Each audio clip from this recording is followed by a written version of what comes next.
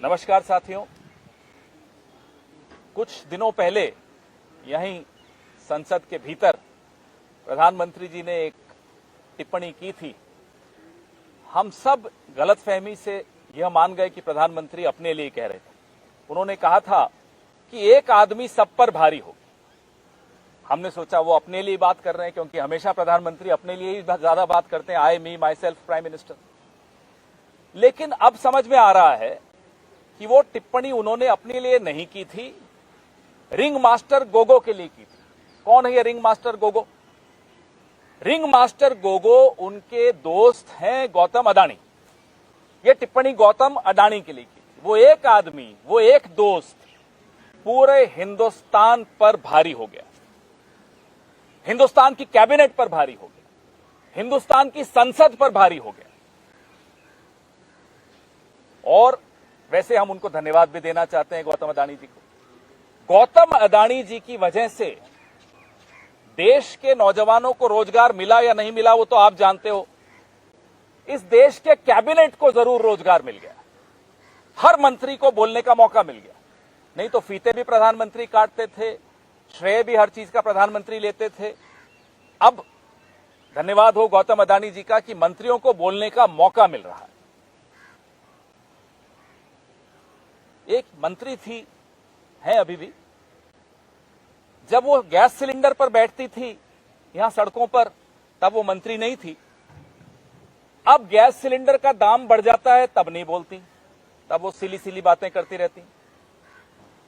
गौतम अडानी पर जो ही बात आई उन्होंने भी कल प्रेस वार्ता की।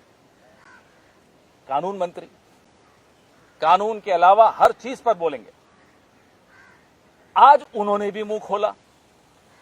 तब नहीं मुंह खोला था जब उनके अपने राज्य में चीन घुसता चला आ रहा था।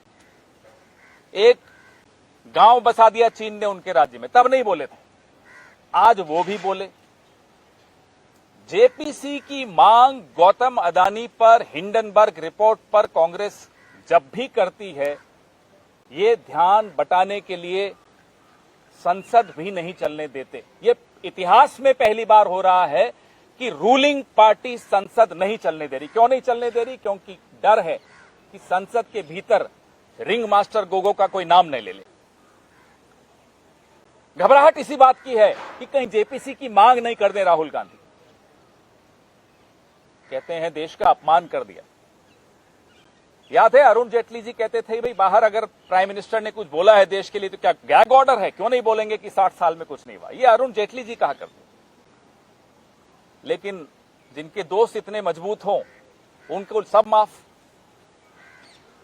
विदेश में कैम्ब्रिज यूनिवर्सिटी में भारत के छात्र पॉलिटिकल रिसर्च करते हैं, हर तरह की चर्चा करते हैं, गूढ़ चर्चा करते हैं। जो हमारी ये एक हफ्ते में जो डिग्री ले आती है ना मंत्री, इन लोगों को नहीं समझ में आएगी। वहां अगर लोकतंत्र के सामने जो चुनौतियां आई हैं उस पर कोई चर्चा हो रही है तो लोकतंत्र को मजबूत करने की कवायद है। देश का अपमान तो तब होता है जब आप चीन को क्लीन चिट दे देते हैं। देश का अपमान तब होता है जब देश के विदेश मंत्री कहते हैं कि चीन तो हमसे बड़ा है, वो तो बड़ी इकोनॉमी है, बड़ी अर्थव्यवस्था है, हम उनसे कैसे लड़ सकते हैं। तब होता है देश का अपमान। देश का अपमान तब होता है जब देश की जुडिशरी को आप मजबूर करते हैं कि वो प्रेस के सामने आकर अपना रोना रोए। देश का अपमान तब होता है जब सुप्रीम कोर्ट इलेक्शन कमीशन कैसे बनाया आपने, उस पर इतनी गहरी, इतनी कड़वी टिप्पणी करती है। तब आपको देश का अपमान नहीं लगा कि आपकी जो करतूतें हैं उससे कैसे अपमानित हो रहा है देश। आपको याद है अभी कुछ ही दिन पहले इलेक्शन कमिश्नर को आपने कैसे नियुक्त किया, उस पर सुप्रीम कोर्ट ने सरकार को अच्छी तरह से जली कटी सुनाई। तो लोकतंत्र को मजबूत करने की अगर कोई कवायद करता है तो इन्हें बड़ी परेशानी होती है। कांग्रेस पार्टी ने इस देश को जो ये कानून है आज बहुत संघर्षों के बाद दिया, बहुत बलिदानों के बाद दिया। स्वतंत्रता से पहले के बलिदान, स्वतंत्रता के बाद के बलिदान। ये हमें कहते हैं कि जाइए लंदन में झाड़ू लगाइए, वहां माफी मांगिए। ये काम तो आपका था, आप ही करते थे। जब अंग्रेजों का राज था तब यही कर रहे होते थे आप, माफी भी मांगते थे, चिट्ठी भी लिखते थे। झुक झुक कर सलाम भी करते थे, उनके साथ मिलकर भारत छोड़ो आंदोलन को दबाते भी थे, लिखते थे कि साहब ये आंदोलन कैसे दबाया जाए, हम आपकी सहायता करने को तैयार हैं। नेताजी सुभाष चंद्र बोस आईएनए बना रहे थे, ये आईएनए का कैसे मुकाबला करें उसके लिए पूरा एक रिक्रूटमेंट ड्राइव करते थे। तो इनका इतिहास ये थोड़े बदल पाएंगे। इसलिए हमारी जो जेपीसी की मांग है, इनके परम मित्र के बारे में, अदानी जी के बारे में, उस मांग पर कोई समझौता नहीं हो सकता। हम ये मांग दोहराते रहेंगे। ये कितना ही विषय से भटकाएं आपको, हम नहीं भटकने वाले। अदानी जी पर, हिंडनबर्ग रिपोर्ट पर जेपीसी का गठन होना चाहिए, ये आवश्यक है। इस देश का एक एक नागरिक चाहता है। इस देश में जो आज बेरोजगारी है, महंगाई है, जो कब्जा है प्रधानमंत्री के दोस्त का संसाधनों पर, उस पे देश को एक जवाब चाहिए और वो जवाब जेपीसी के माध्यम से ही मिल सकता है। कांग्रेस पार्टी इस पे कतई कोई समझौता नहीं करेगी। भले कितने ही मंत्री अपना रोजगार पालें अगले कुछ दिनों में, रोज एक प्रेस वार्ता होगी। क्यों नहीं चलने देते संसद? क्यों नहीं उस पर चर्चा होती? क्यों अदानी जी का नाम आते ही एक्सपंज कर दिया जाता है? आपको याद है, अभी तो सिर्फ राहुल गांधी जी ने वो बोला कि माइक्स ऑफ कर दिए जाते हैं। किसान कानून कैसे पास किए थे राज्यसभा में, कैमरे तक ऑफ हो गए थे। फिर कहते हैं लोकतंत्र कोई खतरा नहीं है। लोकतंत्र को सबसे बड़ा खतरा आपसे है प्रधानमंत्री जी और आपके दोस्तों से है। धन्यवाद। आपके सवाल। आज भी दोनों हाउस जो है 2 बजे तक के लिए अध्ययन हो गया। कल आप लोग दफ्तर जाना चाह रहे थे, वहां नहीं जाने दिया गया, यहाँ रोक दिया गया, कैसे आप लोगों को नहीं दिया गया। तो उनका तर्क ये है कि सुप्रीम कोर्ट में ये पूरा मामला है, सुप्रीम कोर्ट जांच कर रही है, आप लोग बेवजह संसद नहीं चलने दे रहे हैं, 35 बिल पेंडिंग पड़े हुए हैं। सुप्रीम कोर्ट में कोई मामला लंबित हो तो ऐसा कौन सा कानून है जो कहता है कि आप जेपीसी नहीं बना सकते? हमारी मांग शुरू से आज तक जेपीसी की है और जितनी इंक्वायरीज हो उतनी कम हो। क्यों नहीं हम ईडी जाएंगे? जाएंगे साहब। हम चाहते हैं इस पर एक विस्तृत जांच हो, जेपीसी बैठे, दूध का दूध और पानी का पानी हो जाए। किस विभाग का, किस डिपार्टमेंट का क्या रोल रहा है, सेबी का क्या रोल रहा है, आरबीआई की चुप्पी क्यों, ये तमाम बातें सामने आनी चाहिए। कौन सा अधिकारी किसके कहने से कहां लगाया गया, हमें तो मालूम है, कुछ नाम आपको भी मालूम है, लेकिन इस देश के लोगों को मालूम होना जरूरी है। किस अधिकारी को कौन कहां ले गया, किससे मिलवाने, ये अभी तो इशारों में बात हो रही है। हम धीरे धीरे और कुछ बताएंगे आपको। और वो अधिकारी आज ऐसी जगह पर जाकर बैठे हैं जो क्लीन चिट देंगे अदानी जी को। तो इस तरह की बातें तो नहीं होनी चाहिए। ये बात तो सबके सामने आनी चाहिए, जेपीसी के ही माध्यम से आ सकती है।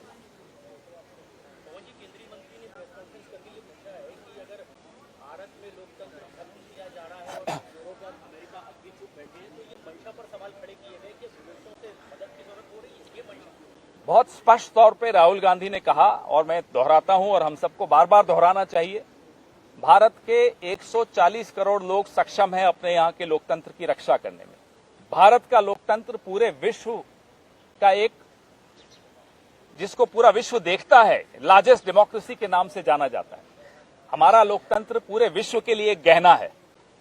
तो उसके बारे में चर्चा पूरा विश्व कर रहा है, करता रहेगा। जब आप रेड डालते हैं मीडिया हाउसेस पर, विदेश के मीडिया हाउसेस पर, अपने देश के जर्नलिस्ट को आप जेल में डाल देते हैं कितने कितने महीनों तक, तब आपको क्या लगता है विश्व देख नहीं रहा? आपको बिल्कुल देख रहा होता है। तो अगर उस पर सवाल उठ रहे हैं और उस पर चर्चा हो रही है तो आपको घबराना नहीं चाहिए। चर्चा से लोकतंत्र मजबूत होता है। वो संसद के भीतर चर्चा हो, संसद के बाहर चर्चा हो, चर्चा से लोकतंत्र कभी कमजोर नहीं होता। चर्चा को दबाने से लोकतंत्र कमजोर होता है।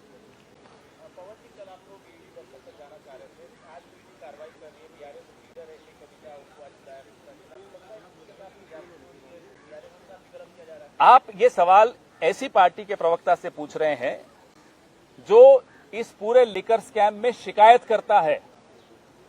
दिल्ली प्रदेश कांग्रेस कमेटी के अध्यक्ष गए थे लिकर स्कैम की शिकायत करने उपराज्यपाल के पास, उसके बाद इंक्वायरी हुई है।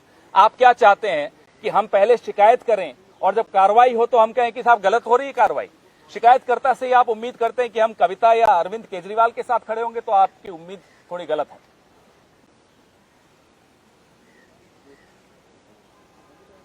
कुछ रिंग मास्टर गोगो पे कोई सवाल नहीं है क्या?